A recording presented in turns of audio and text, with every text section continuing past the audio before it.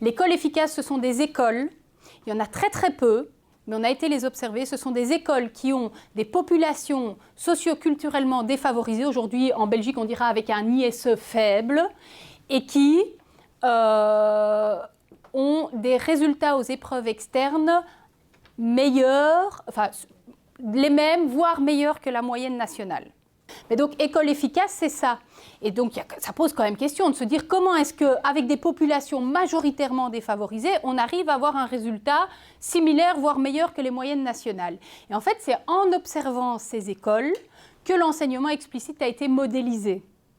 Et une des premières choses, c'est intéressant parce que tu le soulignes, c'est qu'en fait, une école fonctionne en termes de comportement et de discipline. Plus la cohérence du corps enseignant est grande, plus l'école est efficace. Et donc, en fait, comment ces écoles-là se distinguent déjà des autres, c'est qu'en fait, tout le monde est aligné. Une des manières d'aligner tout le monde, c'est de faire des temps d'échange en classe avec les profs. C'est-à-dire qu'en fait, souvent, on leur donne un règlement, et la difficulté, c'est « Ah oui, mais avec moi, il peut boire, mais avec moi, il ne peut pas boire, mais avec moi, il peut faire ceci, oui, mais madame un tel, elle laisse faire cela. » Et alors, c'est parfois très difficile, quand soi-même, on y reviendra, ce n'est pas notre force, la discipline de groupe, ben, on a du mal à se raccrocher parce qu'en fait, il n'y a pas la cohérence des autres.